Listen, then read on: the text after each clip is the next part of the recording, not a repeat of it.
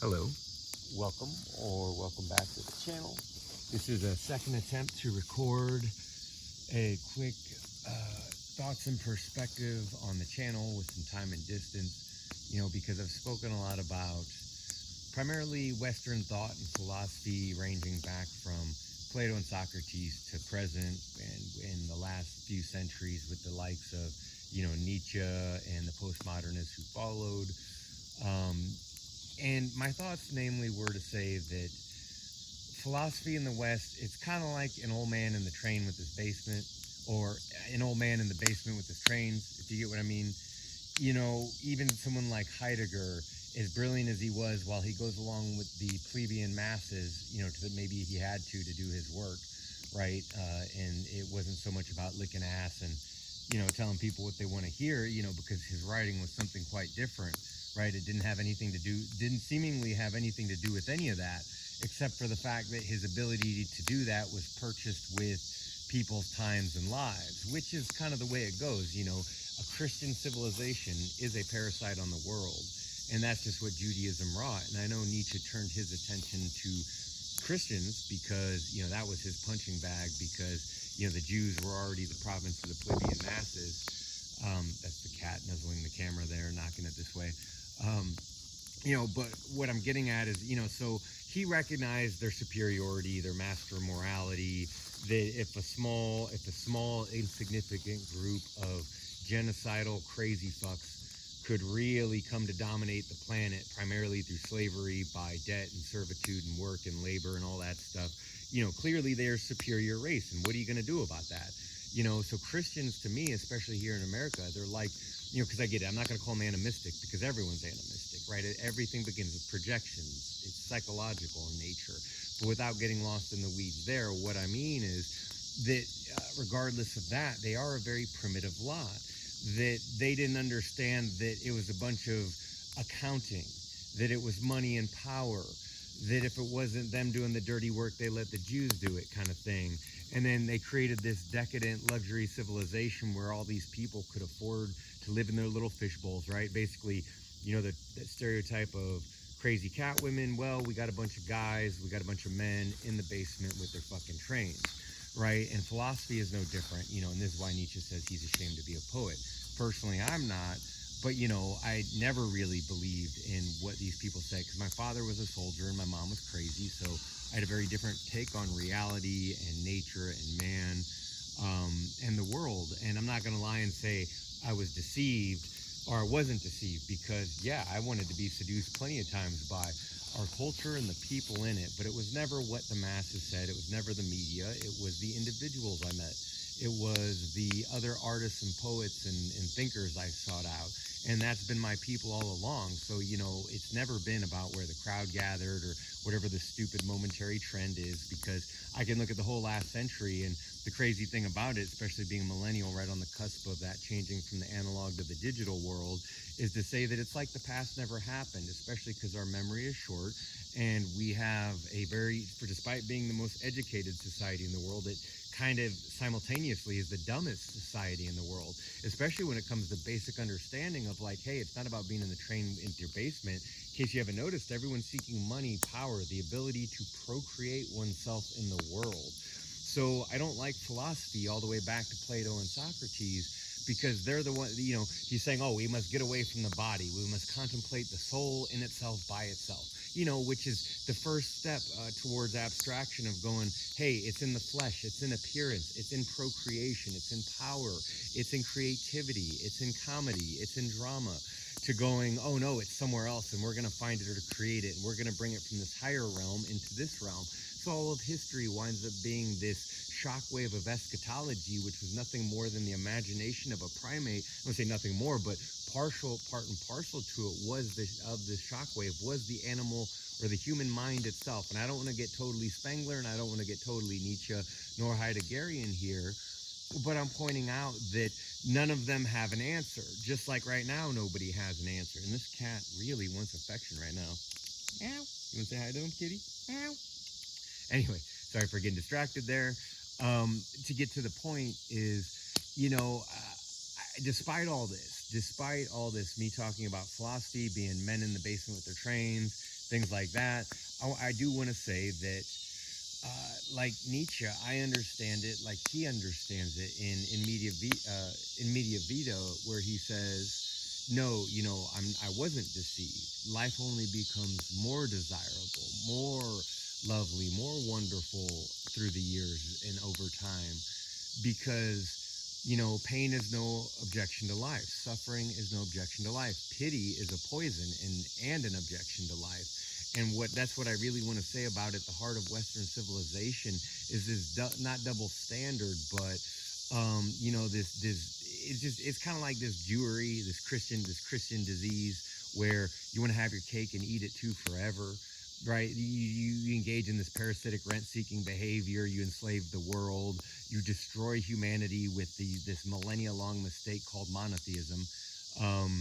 And then say, "Oh, isn't it so bad what we're doing," right? And that's kind of the part of the so-called contradiction that even Plato was trying to reckon with in his day. But to my mind, he didn't want to grow the fuck up. And that's what I see everywhere. People who don't want to grow the fuck up, right? And that's fine. They just, they won't have kids. They won't pass on their genes. It doesn't matter, right? And everyone's life is to seek out and create as they so well please. Because look, with billions of people, what does it matter? You couldn't get rid of them fast enough. You couldn't create them fast enough. It doesn't matter really. It's a big cluster mess. And at the end of life, no one's going to sit here. No one's going to be sitting there unless they're insane. And I'm sure there's plenty of them. No one's going to be concerned about the world population, this, that, or the other. We see that everywhere in the West, like I said, these crazy cat ladies, these men with their trains, everyone's just obsessed and concerned with themselves. And that's what this civilization has produced. A decadent Christian, which is a Jewish civilization for a bunch of primitive people who cannot handle the real religion and the real accounting. That's what it's created. A bunch of decadent people who will just die off. And that's fine. And I think the world loses nothing. It would only lose. Even with Nietzsche dying, being unrecognized, it didn't lose anything. His work is here to be read. So I insist that the world loses nothing. It's the same as it ever was. It's gorgeous. This fire is nice. The kitty is very affectionate. There's so many ways I could spin it. I don't want to get lost in the weeds here. My last comment was to say, it's convenient then that Christian, Jewish, monotheistic Western society, there's a reason why Islam is the enemy. It's because they're in a certain sense, they're the most civilized people on the planet, despite our so-called war on terror. Why?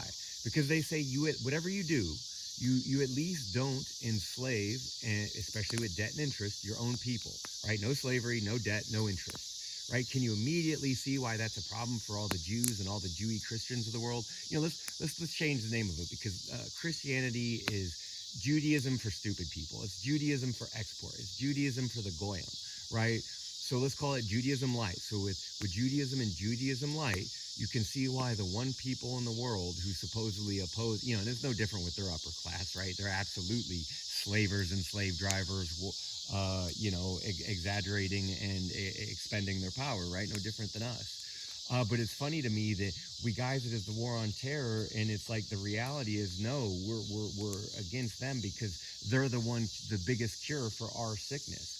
And I absolutely do believe that that Islam is a somewhat superior race and religion in many cases compared to Jews and Christians. Although Jews are the second oldest masters, which, go back to Heidegger, he's going along with the plebeian masses. Nietzsche says, no, it's not Jews, it's the Christians, because Nietzsche wants to recognize who the real masters are, and again, that a small cult of crazy people in their crazy story could, enslave and destroy and stupefy an entire planet really tells you their power.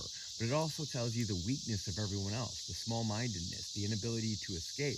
But where do you escape to when everything's owned, when everything's controlled, when everything's for rent, when it's impossible to do anything or move anywhere, right? What do? You get total slavery and domination, total collapse and revolution, total warfare all at once. I think we're well on time and right on time for World War III and all the other disasters and collapses that are coming. So again, the thing about philosophy, hey, at least you got a kick-ass train set in your basement, but it doesn't mean jack shit to life. And back to what this is the final point that I wanted to make, is that suffering and pain, even pity for it, right? These are no arguments against life or pain and suffering themselves.